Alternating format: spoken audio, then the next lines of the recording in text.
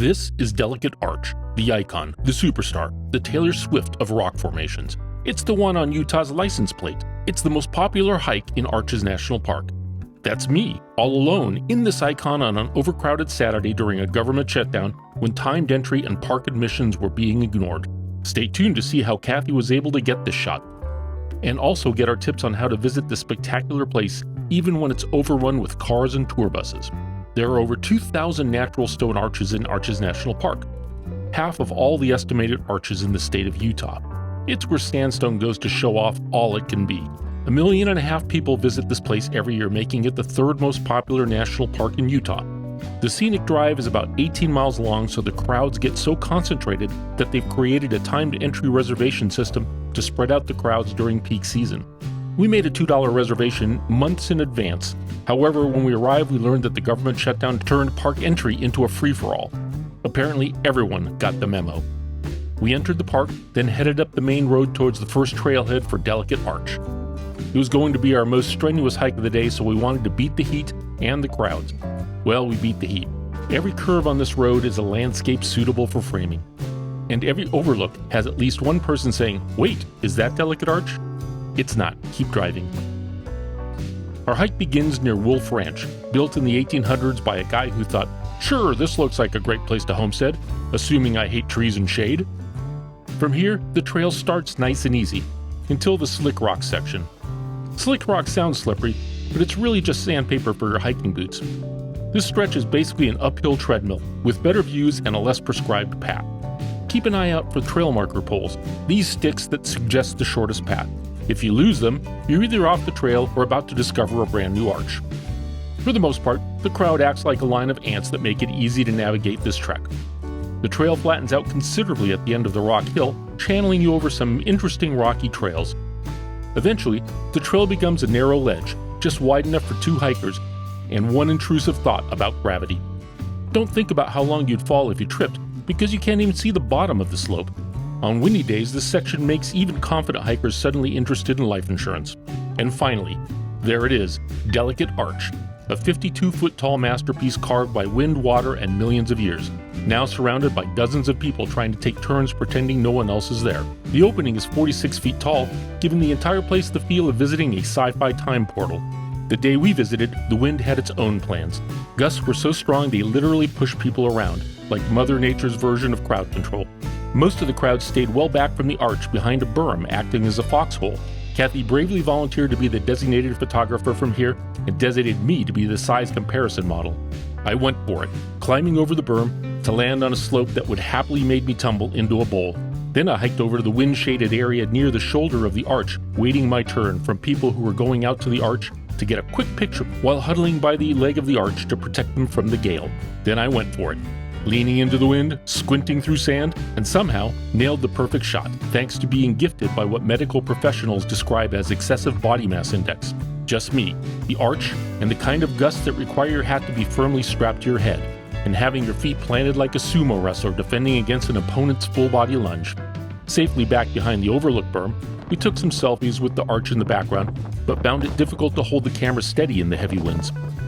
On the way down, we got to enjoy the narrow ledge again, this time having to pass oncoming hikers on the cliff side of the trail. Fortunately, the winds at the arch made us feel like they were no wind at all, making it feel easier than those who just arrived at the wind tunnel. Further down, the winds felt nearly non-existent, while we were amused how those hiking up were complaining about the wind. They were in for a real lesson.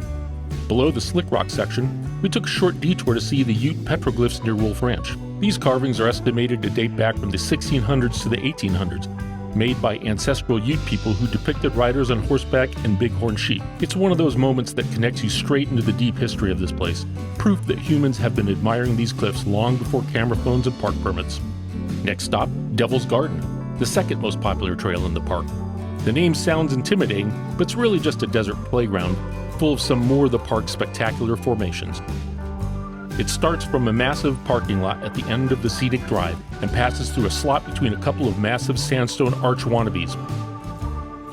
This sandy trail leads to Landscape Arch, one of the longest natural rock spans in the world. 306 feet of stone that looks like it's violating the laws of physics.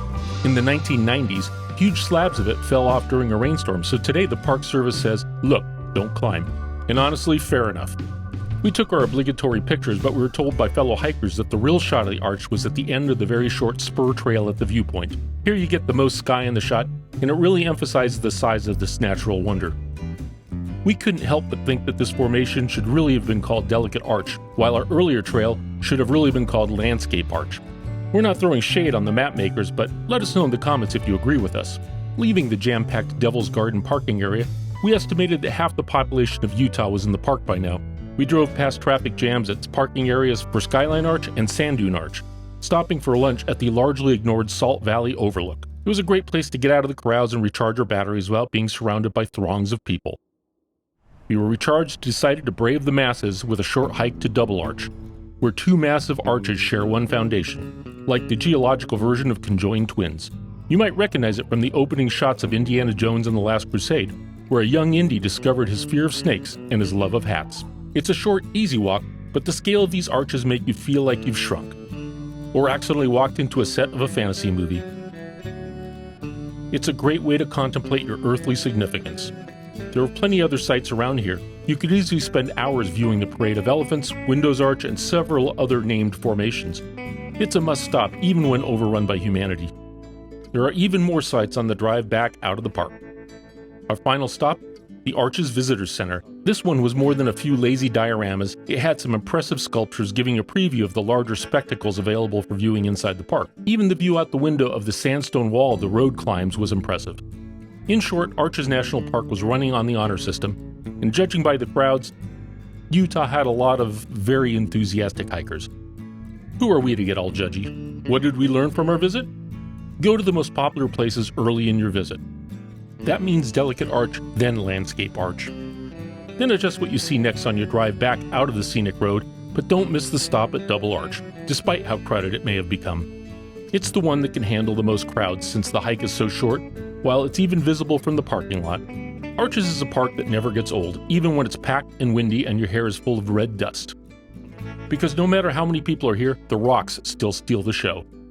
Just remember, the best souvenir isn't a photo from under Delicate Arch, it's managing to take it without anyone else in the frame. If you have any suggestions for other hikes to take in the park or things we missed, please leave them in the comments below. If you like this video, please like and subscribe to our channel for more adventures like this. Thanks for watching.